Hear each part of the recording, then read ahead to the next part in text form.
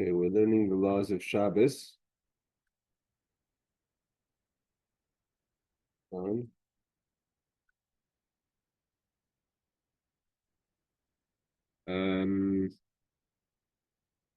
Hey, Rebecca, welcome back after Chag. Hold on, let's bring up the laws. Alrighty, everyone. We are still in 77, and we're, I believe, on Law 19. Okay. So Law 19, we were speaking about the Kiddush and the eating of the bread. And now the law says like this. Law 19 of the Kitzur, the laws of Shabbos. Imloi kara haparsha Imloi kara haparsha be'erev Shabbos. If one did not do the reading of the parsha like we do Shnai Mikra Vechatargum, we read it twice. Hey Aaron, twice. We read the original text of the Chumash and we read the translation, so to say, in Unkelos called the Targum. It's called Shnai Mikra Vechatargum.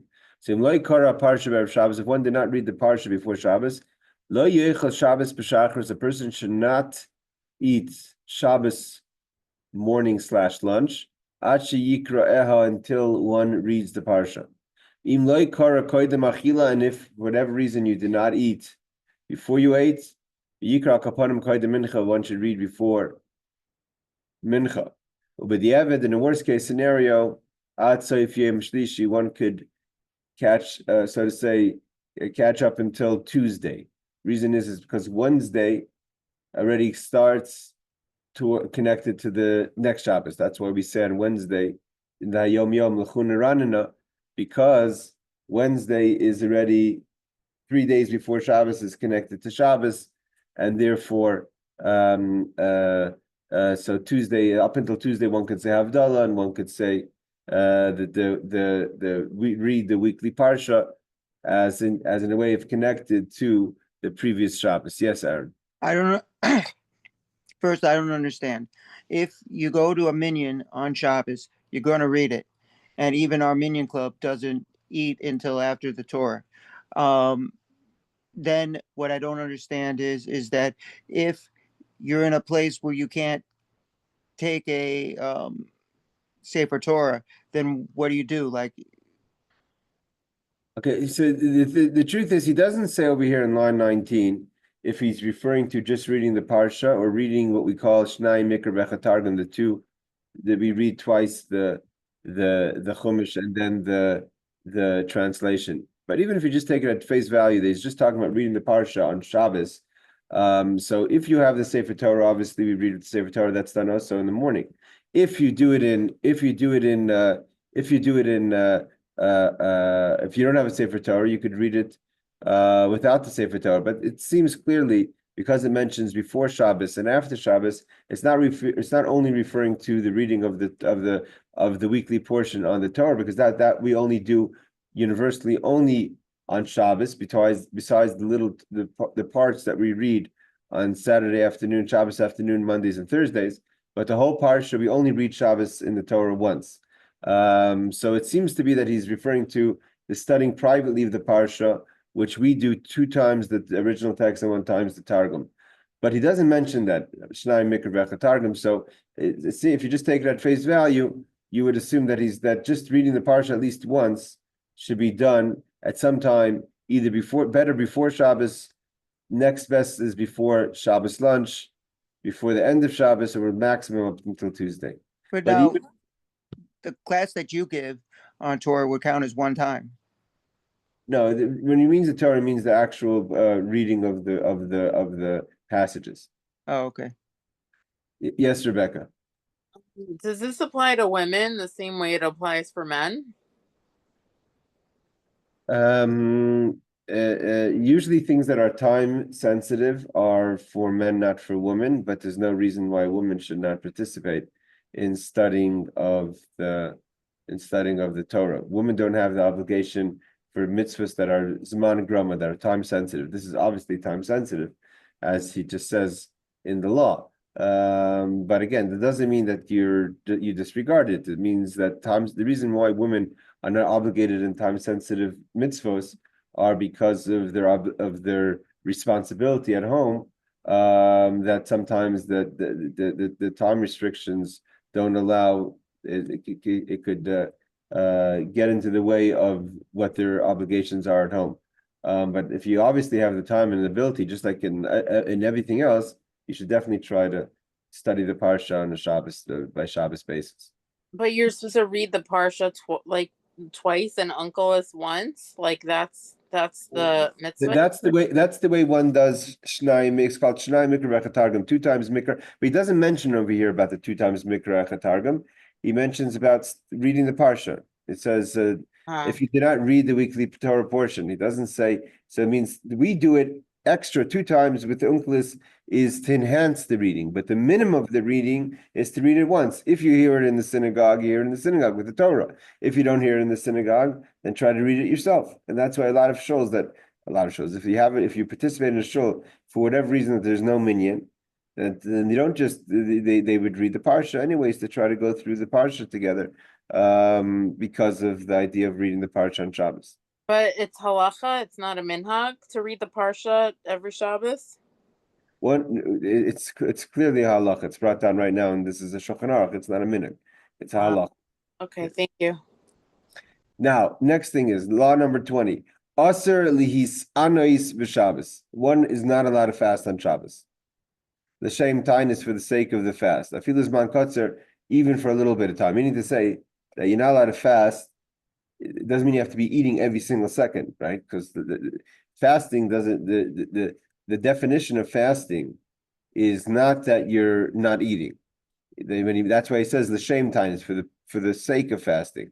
So if a person decides for their diet, for whatever reason, that they want to avoid eating between meals, that's not called fasting. But if a person says I need to fast for the sake of fasting, so you're not allowed to fast on Shabbos. Therefore, this year, hold on, Aaron. This year we had the 10th of Teves went into Shabbos. It was Friday. So the custom was that even though sometimes you go to shul and on Friday night and you don't make Kiddush right away until you get home, etc. But that week, which was the 10th of Teves, we all had to daven early so we could make Kiddush immediately. So we shouldn't be fasting at all on Shabbos because you're not allowed to fast on Shabbos. And then the reason why we weren't eating, even though on a regular week you don't eat until you make Kiddush, but you're not fasting. But that Friday, the 10th of Teves, we were fasting. So therefore, we have to come home early to break that fast. So we shouldn't fast on Shabbos. Yes, Aaron. But Yom Kippur is an exception. So yeah, Yom Kippur is an exception. Yes. Okay. And he says afilus man kotzer, even a little bit of time. And therefore, a person can say, well, the 10th of Teves, it's winter, and so the reason we rush home from shul on the 10th of Teves is not just because we're hungry, because halachically you're not allowed to fast on Shabbos. And he says, even if it's not for the sake of a fast, just avoiding eating, you should not avoid eating. He says, it is forbidden in any case to fast until noon. So let's see what the footnote is. A lot of people don't eat, especially if you don't eat until before davening, you won't eat before noon. So it says, even if you delay eating because of doing a mitzvah, unless you enjoy it more than eating. This is the famous idea that Shulchan Aruch quotes, that sometimes this is one of the reasons why if a person, there's a concept called in halacha, called Tainis Chala, a person who fasts for a bad dream. Some people have a bad dream and they're very unsettled by this bad dream, and the way they kind of deal with their bad dream is by fasting. So the fast should, so to say, drain the energy of the bad dream. So that's called a Tainis Chala, a fasting for a dream. There's a concept.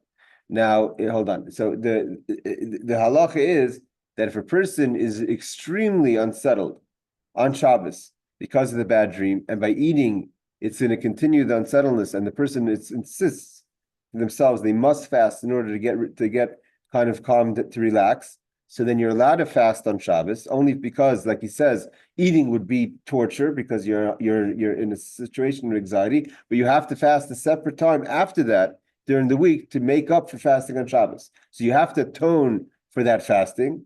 But because if eating is not pleasurable and Shabbos is all about oineg, So you're allowed to fast, but it's not something that's recommended unless it's extreme. In Chabad, the Alter Rebbe was very against fasting for dreams, even not on Shabbos. I mean, we have a famous story.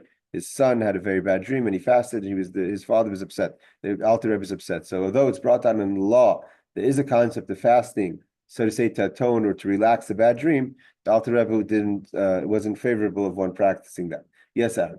We discussed this before, but my son taught me that his Rebbe, and I think you said this about Chabad, that you're not allowed to have a meal before, and a meal consists of bread. So you don't eat any bread. You never had a meal, but you can still eat. So my son always drinks like a chocolate milk, and I have a bowl of cereal. It's not bread.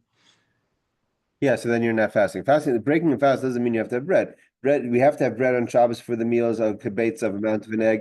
That's separate. But the idea over here is that you shouldn't even avoid food until noon on Shabbos because you're hungry and Right, but you can't have a meal, and a meal is bread. So you don't have the bread, you never had a meal. But there's a lot in between a meal and eating and fasting. You could eat if you eat like a Right. chocolate. He eats, I eat. Okay. You guys eat. Yeah. Okay. Now he continues along this line. He continues and says that aser lihitzar chas v'shalom, a person should not grieve. Whatever the misfortune that you've experienced, that you would grieve, you're not allowed to do it on Shabbos. Instead, one should seek mercy from the merciful one. Meaning, instead of focusing on the tzara, and therefore, for instance, this applies that a person who's in mourning, and we know the Jewish custom, the Jewish law, I should say, of we mourn in the Shiva, we don't show any mourning on Shabbos. And even if, God forbid, a person has experienced a death on the Shabbos, one is not supposed to try, although obviously every person according to what you're able, but one should try not to show any grievances on the Shabbos and to have any outward sign of expressing tsar on Shabbos. I mean, Shabbos is not just so to say an opportune time to be happy and to be in a joyful mood, but it's obligatory. A person has to try to avoid anything that's connected to misfortune or mourning of a misfortune on the Shabbos.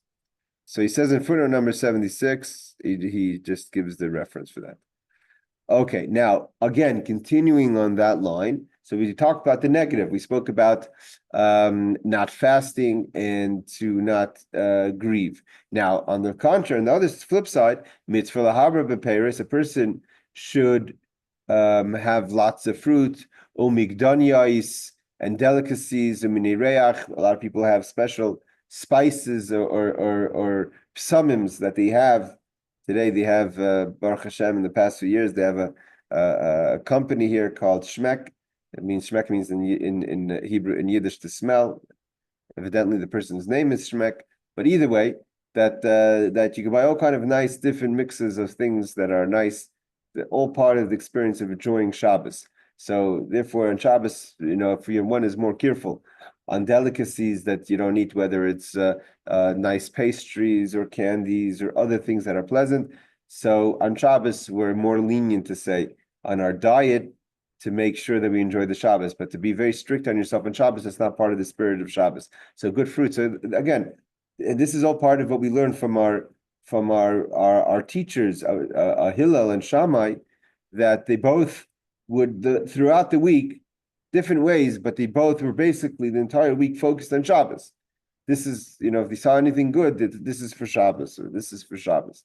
So when a person, for instance, if you're in the market and you see something nice that could continue to be, I mean, sometimes it won't last until Shabbos, but if you have something that continue till Shabbos to buy, when we buy flowers on Shabbos, that's part of the experience of joy on Shabbos, to make your house in a joyful mood. So anything you have that's a good delicacy or something nice, to reserve it for Shabbos is actually something that one should do if possible. And then, of course, if you find something nicer, you could replace. Yes, Aaron. I heard, or through my family and everything, that you're supposed to have one more foods than you would on a weekday. So if you have two foods at a meal, then you should have three foods on Shabbos. If you can have more, great, but try to have one more than normal. Yes, and he adds this. This is not just about joining for Shabbos. This is also in order to complete the amount of blessings.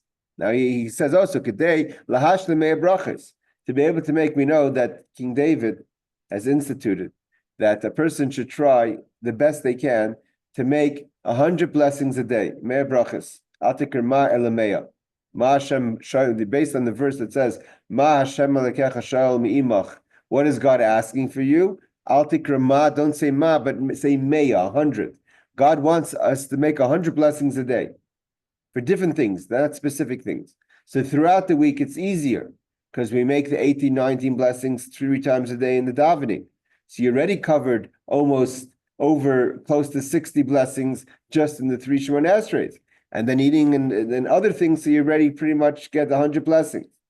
But on Shabbos, when we only do 5 blessings in the Shemona Esrei, so we're missing many of the blessings we have in the week. So in order to add, one makes different blessings on foods, candies, delights, spices, because we know we make brachas on smell, and therefore, kidei lahash lemei brachas, to be able to make up for 100 blessings. And he adds not just the idea of the blessing, like I said before, to do different things that are pleasurable. Like it says, Shabbos, that you should call Shabbos a delight.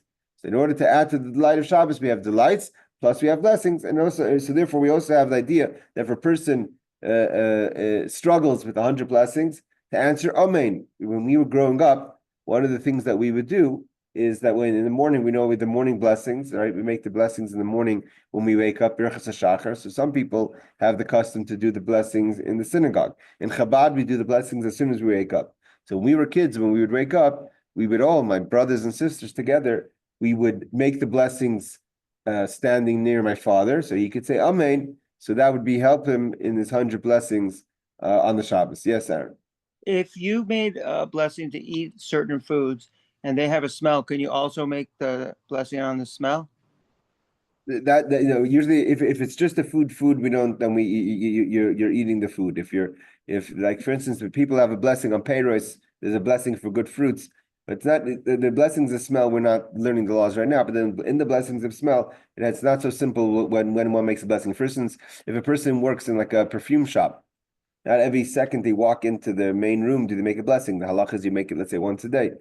We're not talking about perfume. Perfume, it has to be a proper spice. But if let's say you work in a spice shop, so and it really smells nice, so you don't keep on making the blessing over and over again. You would make it once a day. So we have to when we learn the laws of smelling, we'll get into the specifics. But Okay. There's first of all in the spices themselves, not everyone has the same blessing. Some is atse, some is isve, some is mine.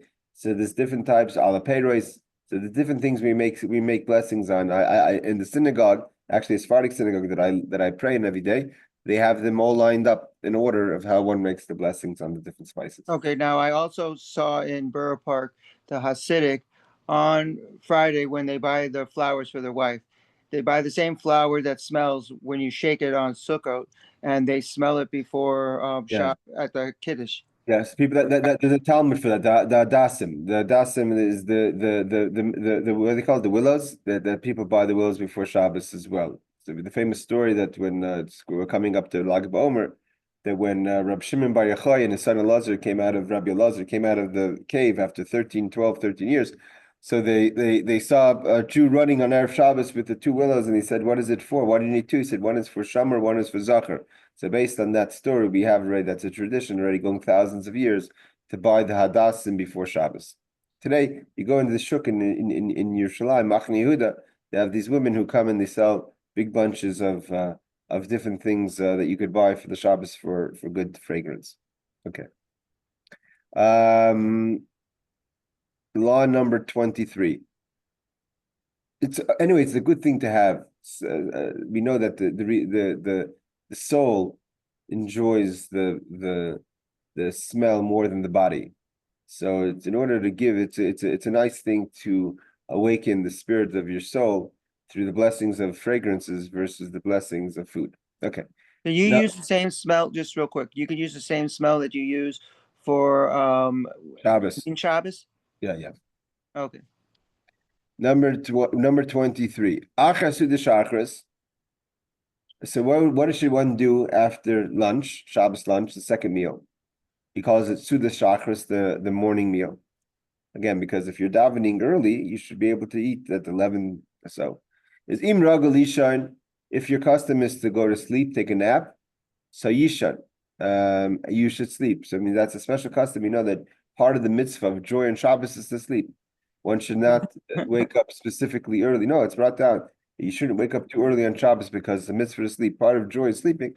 So one should sleep on Shabbos. However, he gives a thing. These people have to know. There's a lot of people, if you're traveling or you're so al yomer, a person should not say, at least not vocally, should not say, Ishan, I want to go to sleep. So I should be rested for Saturday night. That you can't do because then you're preparing Shabbos for after Shabbos. So we said you now do things on Shabbos for after Shabbos. You shouldn't even at least voice that I'm going to sleep, so I should be rested for Saturday night. I know that we used to travel to the north. It's a long drive home from Israel, the north to Jerusalem, and so I sometimes would try to take a nap because I was scared to be tired on the way home.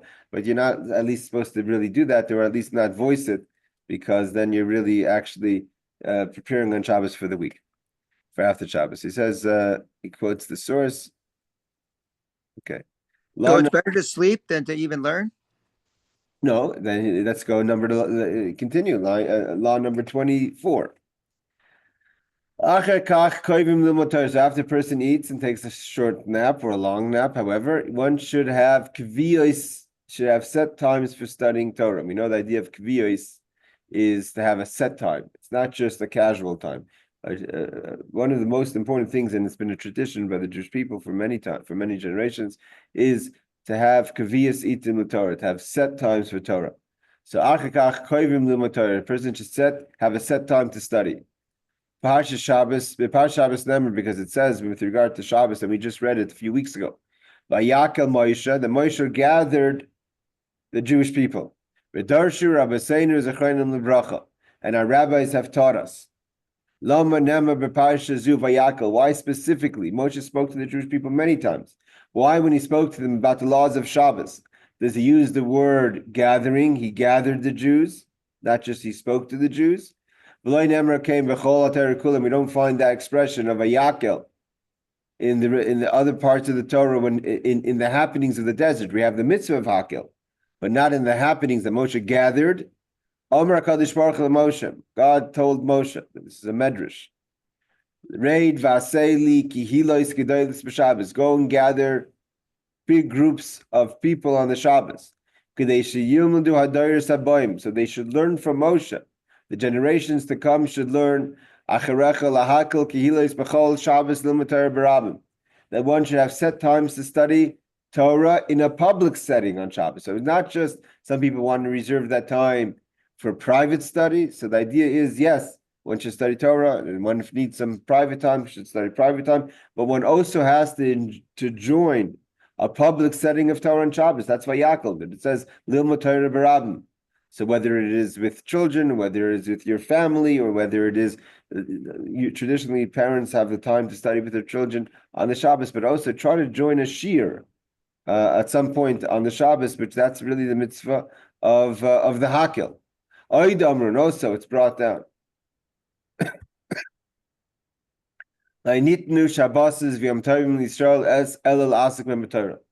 The reason that God gave us the Shabbos and the holidays is not just a day off, but it's a time to la'asik b'Torah, to engage in Torah study.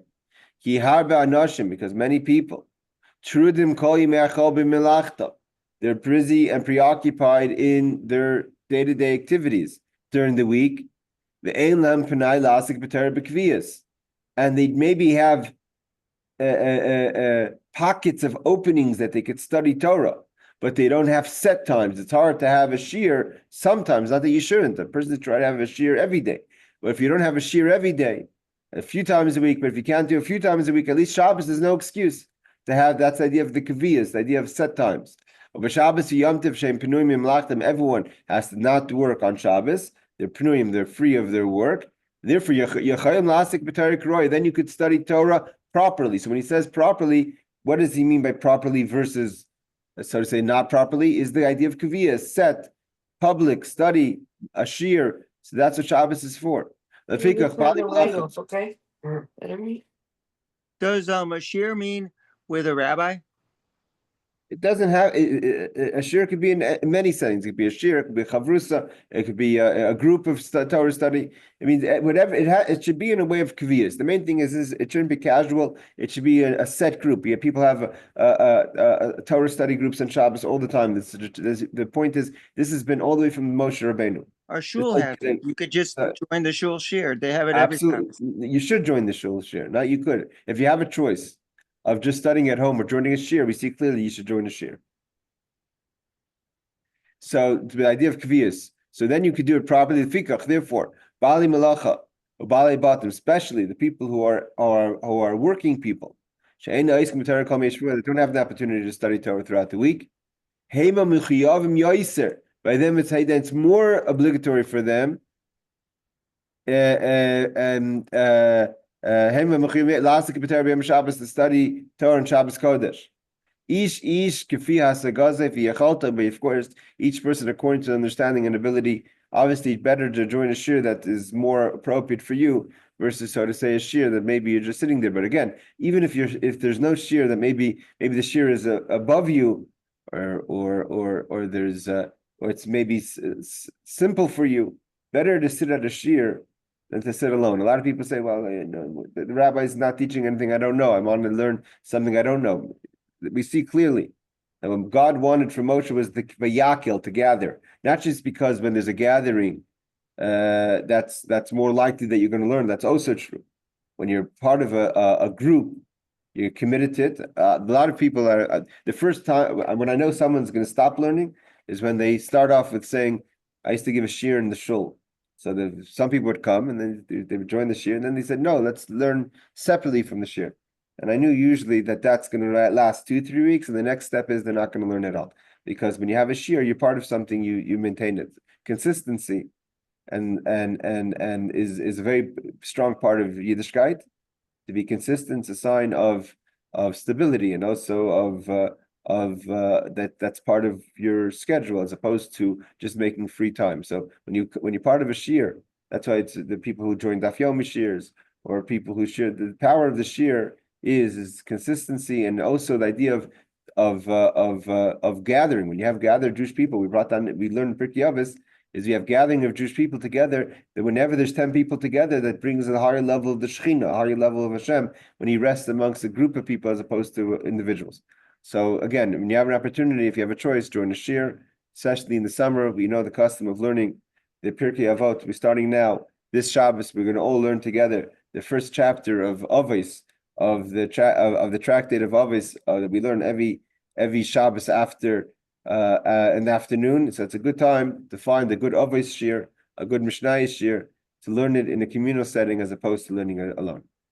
But it doesn't have to specifically be that, but that's a good idea for starting right now. Okay, number 81, 82. These are all the references. 83, another reference, and I believe that's all the footnotes on this in this chapter. Okay, we're going to move on. I was considering skipping the next two chapters, but I'm not a person who likes to skip. So we're going to learn it, but maybe a little faster because it's the laws of the Torah reading on Shabbos. And number 79, number 80 is already more again back to the laws of the specifics of Shabbos. But most of us try to go to shul, so it's good to know what's going on and the different customs in the different shuls when it comes to the Torah reading. Okay. Before we go to the chapter number 78, any questions before we move on to the next chapter? Okay, so let's just start at least to get started in chapter number 78. Here is the Kitzur Shulchan Aruch, chapter 78, laws of Torah reading on Shabbos and Yom Tov. Okay, traditionally we know that there's different types of reading of the Torah throughout the year. We read Shabbos afternoon, Mincha. We read Mondays and Thursdays. We read, of course, Shabbos morning, the whole parsha. We read when it comes to the new month, Rosh Chodesh, on a day of a fast, on a day of a holiday, all have Torah readings. Different readings for different times. The weekly reading that we cover the entire Torah in a year, and therefore we celebrate Simchas Torah, the completion of the Torah. That is the reading that we do on Shabbos afternoon, Mondays and Thursdays. Everything else is day related, not to finish the cycle of Torah. If one pays attention, there's different amounts of people that get called up to the Torah. There's in the weekdays and Shabbos afternoon will be 3 people. A fast will be 4 people. A fast will be 3 people. A Rosh Chodesh will be 4 people. A holiday will be 5 people. On the Yom Kippur, 6 people by day. So there's different readings, different amount of people that get called up, and then there's different customs. If we add to the 7, 8 people, right? We have always on Shabbos we have the 7 aliyot, and then we have the maftir reading that we read a few verses again, repeated of the Torah that's connected to the person who's going to say the Haftarah or going to be the one that makes the blessings in the Haftarah. So one also notices that there's the concept of the Kohen and the Levite, that the priest and the Levite get preferences as when it comes to the aliyot, that you first give an aliyah if you can to a Kohen if he's in the room, and then following the Kohen there's the Levite, and if there's no Kohen, so then it's even better in that case, and I'm not just saying it because I'm a Levite, but to also try to have a Levite get the first aliyah, but then we're not so strict if there's no Kohen to give the first aliyah to a Levite, we could skip straight to a Yisrael, a non-Levite or Kohen. Yes, Aaron. Then what's my role? Because every Shabbos I'm the guy who stands opposite of the Gabbai, Yeah. and I cover and uncover the Torah with the cloth. Well, there's your role right there. No, But what's the tradition behind it?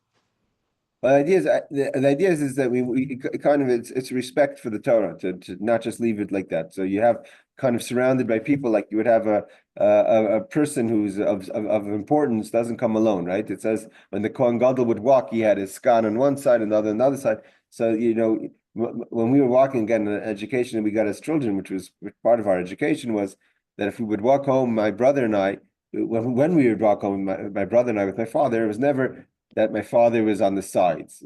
So you had my father would walk in between, and me and my brothers would be on either side. That's so the same idea of it's a sign of respect is by surrounding the Torah with people from the right and the left. Okay. So the first law is like this. He starts off before he even starts. His first law is about the additions. Chabad doesn't have this law. But the law is that there are people that will do additions, meaning you have the obligatory amount of aliyahs that have to be on Shabbos, which is 7, plus the Haftorah. But let's say you want to give more. The only time they do that is in extreme circumstances. Traditionally, what's that? What's extreme? Because when it's like someone's getting married, so you want everyone to come up, they just keep repeating one part of the Torah. Yeah, so again, we don't have that custom. So that's what I mean by extreme circumstances. I mean to say is just to sit there on a regular week with it's not a bar mitzvah or a wedding, and just to add aliyah, some people would do it, but you have to remember it also it's time consuming. You have to be there's a concept in halacha called tircha d'tzibura, which means you're not supposed to agonize the community. So, for instance, a proper shul should have everything ready for Shabbos. It means if you come into a shul that has a gabbai and has people that are in charge, and the Sefer Torah is not in its proper place on Shabbos, that's not appropriate. Because when it comes time for the job of the Gabbai is, one of the Gabbai of the Shamash is to make sure that the Torah, that you don't have to move the Torahs from one place to the next in the actual scroll, because you didn't get it ready before Shabbos. For instance, if you have Haftorah, now it's after the holidays, and you only have one Sefer Torah, now we're going to read back in Shmini. So the Shamash should make sure that that's done before Shabbos, so the community doesn't have to wait while you're getting it organized. So the same idea applies over here. just to add aliyahs because you want to add aliyahs. If the community is okay with it, so that's part of the joy of the experience. But if it's just to, just to add a few more aliyahs and it's agonizing to the community, one should be sensitive. But again, our custom is we don't add, but others do. Okay, so now he starts off when we add in aliyahs, means after the 7, it's called achron. Yoichel likros koyin olevi lachron. What does he mean to say? That if you're doing a 7 plus 1, which means 7 aliyahs plus the haftorah, so the Kohen and Levite only have an opportunity because of the importance of them, that they don't just get mixed in. The Kohen gets the first aliyah, the Levite gets the second aliyah, and either a Kohen, Levite, or Yisrael could get the maftir.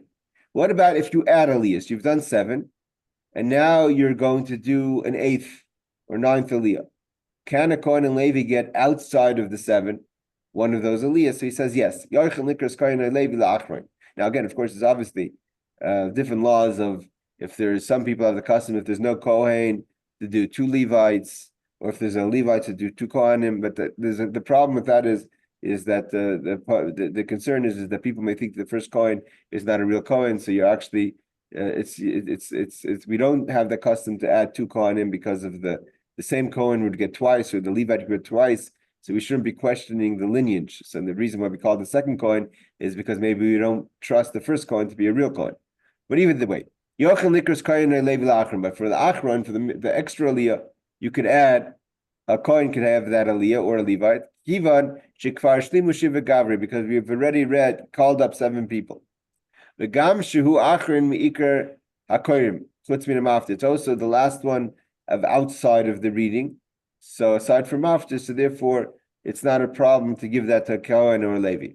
And he adds, v'chein maftir, also the maftir, and this is of course the custom, universally, Yechem likros Kohen and Levi, the maftir could be read by the Kohen or the Levite. I feel the Kohen echad la'achron, the Kohen echad l'maftir, and not only that, although sometimes, again, like I said, we try not to do 2 Kohanim one after the next, so it shouldn't look as if we're questioning the lineage of the Kohen, but because there are 2 different types of readings, we don't have that concern. So you could do a Kohen for the last aliyah, after the 7, and then a Kohen from after, and it's not a problem.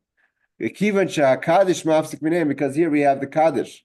We say the Kaddish before we say maftir, and because the Kaddish separates it, so it's not like we've called 2 Kohanim one after the next, would question the lineage of the first Kohen.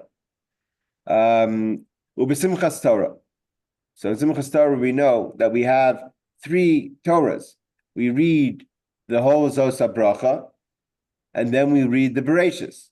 So Simchas Torah, Shematzim Shloisha Sefer Torah, we take out 3 Sefer Torah. Yichayim Nikras Kohen Echad L'Chasan Torah. We could call 1 Kohen for the final Aliyah, which is called Chasan Torah.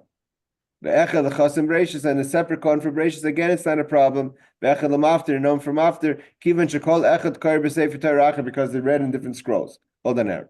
Aval B'Rosh Chodesh Tevis, but the only time we don't do it, even though it's 3 separate scrolls, is, for instance, on Shabbos Chanukah. He says if Shabbos Rosh Chodesh falls out, if Rosh Chodesh Tevis falls out on Shabbos, the first of Tevis falls out on Shabbos, that means it would be part of Chanukah.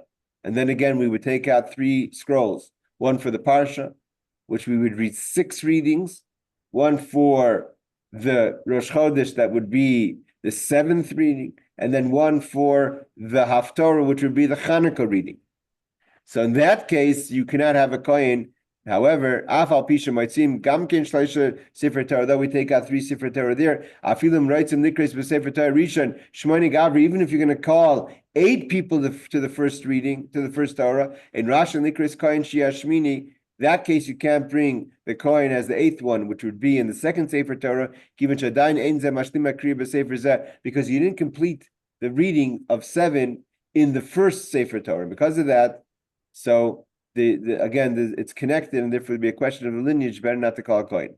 Who b'Sefer Sheni, we complete the reading of the week in the 2nd Sefer Torah. V'amashlim who b'Sefer Sheni shekarim by Parshas Chodesh v'az yachayil nikrais. Kivin shadai mashlim akriya b'Sefer Zeh. V'amashlim who b'Sefer Hasheni shekarim by Parshas Chodesh v'az yachayil nikrais, and then you could call it. V'chein adim b'Shabbos shkalim, so to would apply to a week where we have 3 Sefer Torah of Shkalim, or Chodesh. Also, we could take out 3 Sefer Torah. So one should be careful. Hold on, I just want to see the law again. I feel writes in the Kreis Sefer Torah Rishon Shmoni Gavri Ein Rashi in Kreis Kohen Shia Shmini Kivan Shadain Ein Zamashlam Krib Sefer Torah. Sorry. So what he's saying is that in the first Torah, you should not call a Kohen to the final Aliyah in the first Torah, even if you can have 8 readings, because it's not completed yet. The second Torah for Torah, which is Rosh Chodesh, that you could call a Kohen if you already did 7. But if you didn't do 7, and then again also, then you shouldn't call a Kohen. But the third reading, the third Torah, which is Mafta, then you could always have a Kohen. Okay, let's see the footnotes to be more clear. And then Aaron, you wanted to ask something? Yeah. Okay. We have a proper person who always reads the Torah, but we take turns reading the Haftorah with different people. My question is that they give the last Aliyah to the guy who's reading the Haftorah. Have you heard of that? Yeah, of course. The person who gets the person who gets the Haftorah gets the Maftir. It's called the Maftir. That's the last reading. That person could be a Kohen or Levite. The only thing is, the only problem is that he's saying that there's a few times a year we take out 3 Torahs. 2 Torahs we take out quite often. Whenever there's a Rosh Chodesh or whenever there's a Yom Tov, we have 2 Torahs because the Musaf reading is a separate part of the parsha. However, there's sometimes in the year we take out 3 Torahs. One is of course Simchas Torah. Then he says the last aliyah of the first reading could be a Kohen. However, in a case where Shabbos Chanukah or Shabbos HaChodesh or Shabbos Shkolim, we also could take out 3 Torahs if it's Rosh Chodesh, because in that case, it's not exactly the same because we haven't completed the actual reading. So better not to give the last aliyah to Kohen. Yes, Right, but we're saying is that it's your turn this week to read the Haftorah. So you're getting the last Aliyah. Yes, that's the way it works. The person who reads the Haftorah gets the last Aliyah. Again, in some communities, the person who reads the Haftorah, who gets Maftir, will say the brachos, but the actual reading of the Haftorah could be by maybe possibly the Bakor or someone else. If a person, for instance, wants the opportunity to get Maftir and Haftorah, even if they can't read it, it's still not a problem. And some shows only have that custom, not to embarrass or for whatever reason, that only a Balkor would read the Haftorah, not the person themselves. Yes, Rebecca. If I get to shul late and I'm trying to catch up, is it okay to say Shema and Shmona Esrei while they're leaning? Excellent question. They're not going to go into that in these laws because it's not laws of Kiryas Torah, but traditionally one, and it's not easy because a lot of people use that time to catch up or to learn or to, God forbid, do other things. It's brought down halacha that when one reads, when the Torah is being read in the shul, you're supposed to pay attention to the reading. It's not a time to catch up or read the shul newsletter or what have you. One is supposed to pay attention, follow along with the chazan, and it says even if you're a Torah scholar, one should not study Torah and should pay attention to the reading. So again, I'm not judging because a lot of people do it. A lot of people use that time to catch up or to read. And I've tried to make a commitment to not do that, but sometimes if I'm in a rush, reading the Torah, actually, I'm very careful now. I used to not learn or do anything but just to pay attention. But yeah, it's better not to. So, But if we're reading the English, because I need the translations to understand it, I just continue to read it even if I'm past the part that he's reading. Is that okay? If possible, to stay along with the chazan, Okay. But what if I'm sorry, go ahead. Go ahead. What if I'm trying to finish Shmona Esrei before the Sof Zman Tefillah? Or before like the rabbi starts like his drasha or something. Like I would think the priority is davening over my hearing Kriyas HaTorah. Like, should I go outside so it's not disrespectful to the Torah? Like, what's the right thing to do? Listen, in such a situation, I hear what you're saying. It's a question. But if we're talking about specifically Sof Zman Kriya, Sof Zman Tefillah, and your question is if you should daven at that point or not. if you're very makbid in the self-smart field, maybe then you could daven. But traditionally, you should try to pay attention to the reading. Is this a women's issue? Because when I get to shul, if you know what time shul starts, you get there when it starts or soon after, and then you'll always be online. But the women aren't there until later. Not all of us comment exactly when shul starts. No one does. I understand that, but women definitely don't. They come much later, and they come. Aaron, don't generalize. Some women are very careful to come on time. It depends on each individual. Yeah. I ask Barbara wanted to ask something. Yeah, when they're reading the Torah, sometimes I will get caught up in reading the commentary that goes along with the Torah. Is that allowed, or should I not do that? Again, the idea really is to stick with the reading. I mean, again, I'm not saying people don't do it. People definitely do it. And because my Hebrew's not that good, and I'm like Aaron. I'm It's again, if your Hebrew's not good and you're following along in the English as it goes along, to be peeking in, but to get like engrossed in so to say in a Rashi or something, and then lose track, maybe it's better not. But the scanning along as you're learning it is obviously different than just engrossing yourself. Yes, Rebecca. So my understanding is that you have to stand up for the bracha before in the beginning of the aliyah, but not everyone stands for the bracha at the end of the aliyah. Is that correct?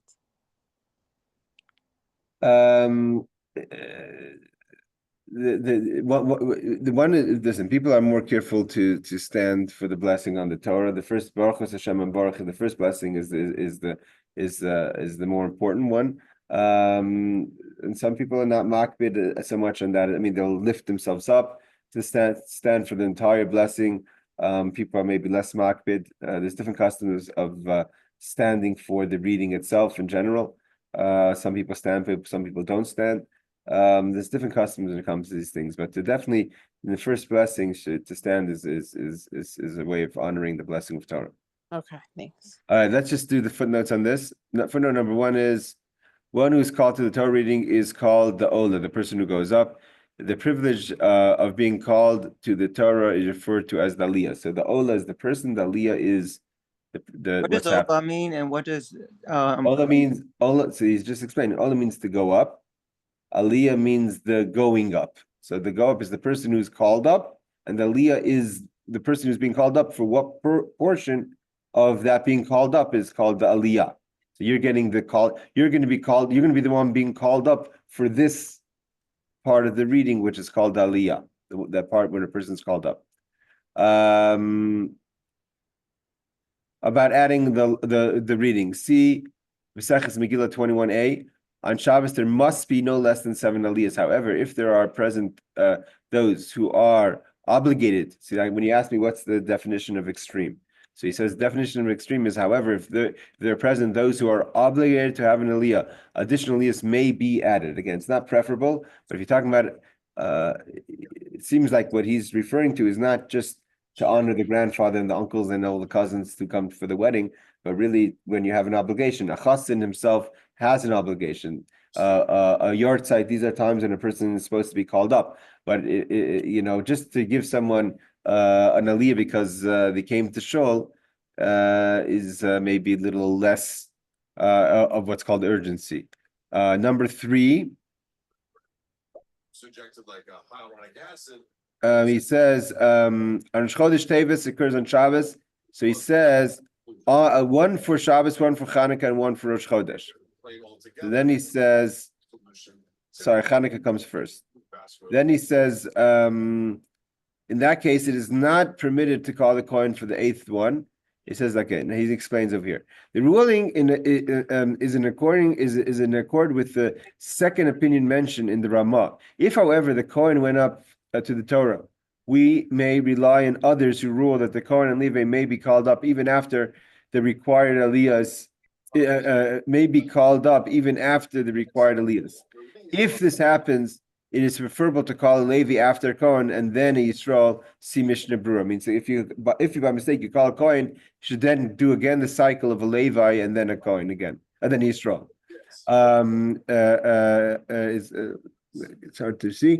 See Mishnah Berurah. This is done in order to avoid casting down on the Cohen's lineage, like I said. See Kitzur Shulchan Aruch, the following halacha. Okay, so let's stop here. And the list goes on and on. Just one quick question. Yes. You on Simchas Torah, a lot of shuls in Brooklyn that I've gone to, I can't talk for the ones I didn't go to, they will allow every single person in the shul who wants to come up get a aliyah, but only on that day. Yes, so it's because of Simchas Torah, then it's like everyone's obligated to get an aliyah. Even in Chabad, we would read the Torah over and over and over again to give an aliyah. So the custom is that everyone gets called up, even children get called up, even under the age of 13 get called up for aliyahs on the Simchas Torah. And a Sephardic shul that I sometimes go to, they put a talit up, put all the kids under the talit, and then they help them say it. That's the aliyah of Kol Hanarim, yes, aliyah for the children. Let's just do actually one more law because this completes this idea of the Kohen and the Levites. If by mistake you call a Kohen or Levi in middle,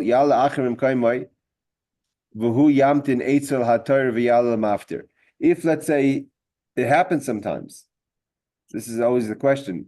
Yeah, a good gabbai never calls up someone unless you know who they are, right? So if you call up someone and you don't know he's a Levite or a Kohen, so what do you do? Because it's the middle, a Kohen and Levite supposed to be first.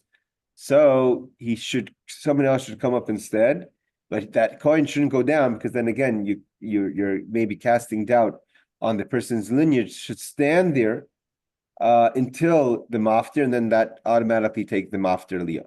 Or the final aliyah, which a Kohen and Levi is allowed to take, the Achrim and Akrim have to be called the 7. Again, footnote number 5 is okay.